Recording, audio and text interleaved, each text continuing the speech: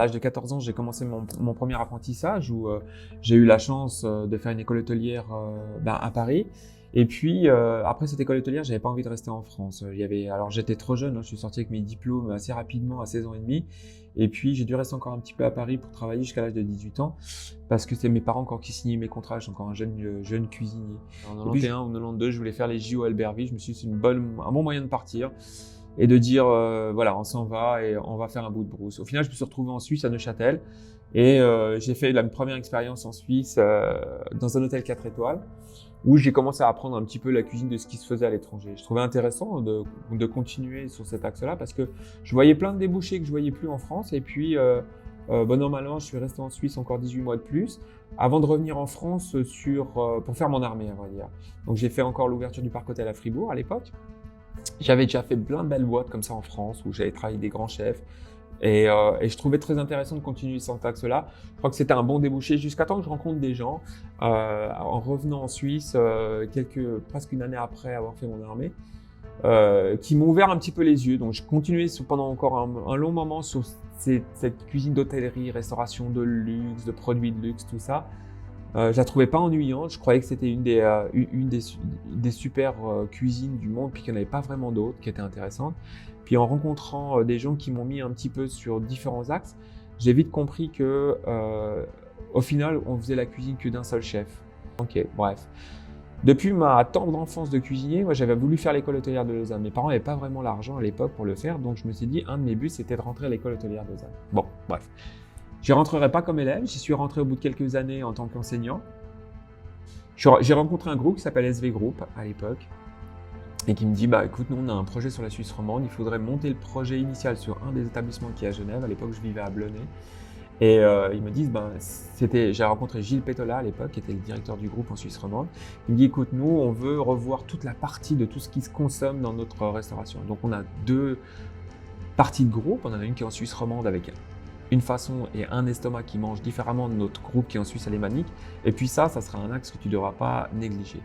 Donc on monte le projet, et là c'est le début du frais, sain, local et durable, hein, parce que SV avait déjà cette notion de durabilité, de frais dans les assiettes, tout ça, mais plutôt du côté suisse alémanique, pas vraiment du côté suisse romande. Ils étaient arrivés un petit peu il y a quelques années de ça en Suisse romande avec tout leur bavavroom, sans vraiment comprendre comment manger les estomacs romans. On travaille avec eux d'arrache-pied pour remonter tout leur resto, remettre du frais, du local, un service d'achat, un service de formation, reformer les gens en cuisine. 5 ans et demi, 6 ans ont passé.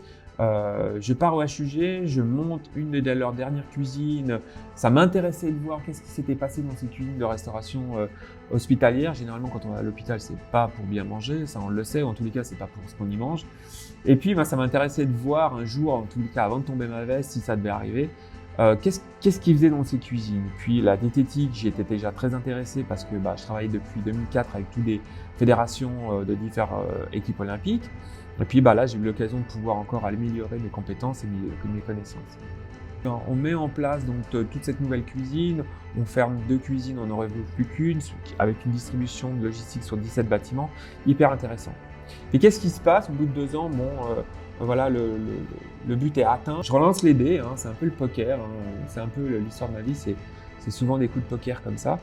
Et puis, je tombe sur 2 opportunités. Et puis, je challenge. Hein. Je travaille en même temps dans l'Utah. Je travaille à Salt Lake pendant que on fait tous les recrutements. Donc, je fais des allers-retours Salt Lake City, la Suisse. Je termine mon contrat au HUG, etc., etc. Et puis, j'ai le job. La mission, c'est de réformer tout ce qui se mange à l'intérieur de ces restaurations. Alors, on travaille, on monte la stratégie 2030, on travaille sur le frais, sur le local, sur le sain, sur le durable, sur tous ces axes-là. Et puis pour travailler sur ces axes-là, on a fait déjà tout un travail de fond. On ramène justement des entreprises qui vont pouvoir monitorer, nous aider justement à être meilleurs dans ce frais, sain, local et durable, comme Kitro, Bilan, Quantis, Nutrimenu, EasyList, etc.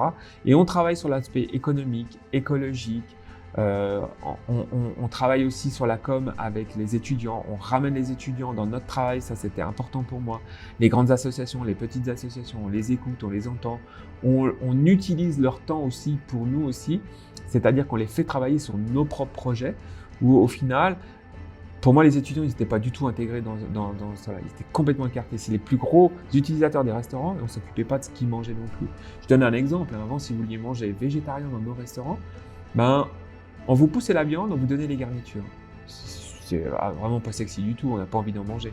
Donc le frais, le sain, le local et le durable, c'est ça au final. C'est de se dire, nous, on ne peut pas continuer à consommer comme on a consommé les 40-50 dernières années. C'est pas possible. On voit aujourd'hui que ça clash dans tous les coins du monde, qu'il y a quand même des choses qu'on n'arrive plus à expliquer, qu'on consomme n'importe quoi à n'importe quel moment de l'année. Moi, je viens d'une génération où on n'a pas consommé des fraises en décembre, on n'a pas mangé des cerises en avril, on n'a pas mangé des abricots en plein mois de mars. On consommait ce qu'il y avait dans nos jardins.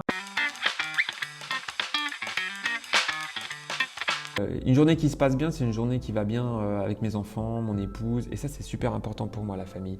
Ça c'est déjà un premier point. Alors deuxième point, une journée type pour moi, c'est je dors pas beaucoup, je dors 2h30 par nuit, et ça c'est une chose qui est importante dans mon calendrier tous les jours, c'est-à-dire que pendant que les gens dorment, bah, moi j'ai encore l'avantage de pouvoir bosser parce que je dors entre 2h30 et 3h par nuit. Une journée type pour moi, ça commence par vers 3h du matin, je suis debout. Je bosse sur mes emails, je bosse sur mes trucs. Après 5h30 tous les matins, je vais courir, je fais 7 bornes tous les matins. Et ça, c'est un équilibre pour moi. Qu'est-ce que je fais pendant que je cours? Alors, j'ai pas la tête vide. Je suis en train de refaire tout mon planning de la journée. Bien, mon héritage sensoriel, produit. À la maison, on avait un immense jardin. Et on a toujours mangé dans les saisons. On faisait des conserves pour l'hiver. On allait faire les marchés avec mon père. Il n'y a pas de gens de l'hôtellerie et de la restauration chez moi, mais on n'a jamais mangé des trucs qui étaient surgelés. Il n'y avait pas de congélateur chez mes parents, donc ça n'existait pas. Les monosodiques, les produits emballés, les trucs comme ça n'a jamais existé. Donc moi, j'ai eu la chance de ne pas avoir ce genre de trucs. Enfin, si j'avais un message à passer, ça serait au niveau de ce que vous consommez, de ce que vous mangez, c'est faites confiance à la nature. Il n'y aura pas mieux, je veux dire, entre faire confiance à l'industrie alimentaire et faire confiance à l'industrie nature, je vais retourner vers Mère Nature. Celle-là, elle m'a jamais menti. Des fois, ce qui m'agace le plus, c'est de voir des produits que les gens consomment à longueur de journée, avec des super packaging qui vous vendent du rêve, du frais, du sain, du local, du durable pour 3 francs 6 sous. Mais ça n'existe pas là. Il faut arrêter de penser ça. Ça a un prix, la nourriture. C'est un prix qui est normal. Il y a un prix qui est à payer. Il n'y a pas un prix qui n'est pas à payer au-delà de ce qu'on devrait le payer. Mais tant qu'on va considérer que l'emballage est plus important que ce qu'on y met, ce qu'on mange, ce qu'on met dans notre estomac, je pense qu'on aura un vrai problème. Des générations qui boivent des boissons énergisantes ou qui mangent des barres chocolatées à 8h du matin et qui sont déjà en surpoids ou alors qui savent plus ce que c'est qu'un poireau ou un rutabaga ou une pomme de terre ou comment ça se mange de quelle saison, bah, ça me déçoit. Puis ici à l'EPFL, l'avantage qu'on a, c'est qu'on a une génération qui arrive, qui veut plus, qui dit on va pas consommer comme vous avez consommé les 40-50 dernières années, et puis moi ça c'est dans mon ADN, donc ça me parle. L'une des innovations qui me ravit dans nos cuisines actuellement, il y en a beaucoup, hein, au niveau du matériel, au niveau de la nutrition, on a parlé de Nutri-Menu, au niveau des achats avec bidon, tout ça. Mais le truc pour moi qui fait évoluer nos cuisines actuellement, c'est un des points, c'est qu'est-ce qui tombe dans la poubelle. Aujourd'hui avec Kitro, on est capable de mesurer quelles sont la valeur des déchets. Et ça, on n'était pas capable de le dire.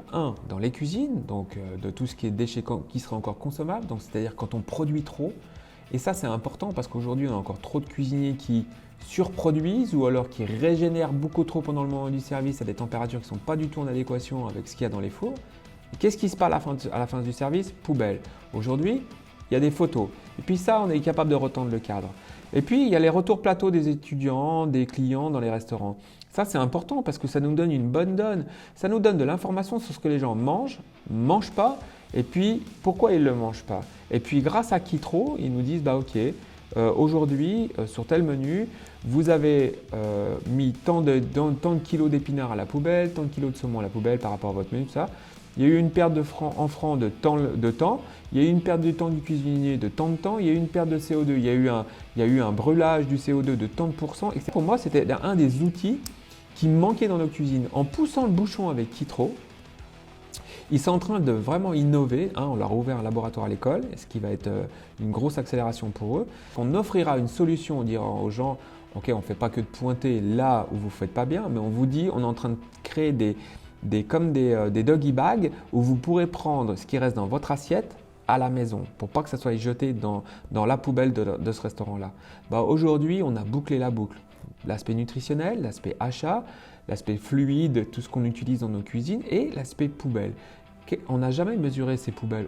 Pendant des années, on a foutu plein de nourriture à la poubelle, consciemment ou inconsciemment, et puis on s'en a jamais vraiment préoccupé, alors que ça donne une vraie raison de travailler encore un peu plus fort sur ce qu'on met dans les assiettes. Kitro, pour moi, c'est un très bon support, c'est un vrai partenariat.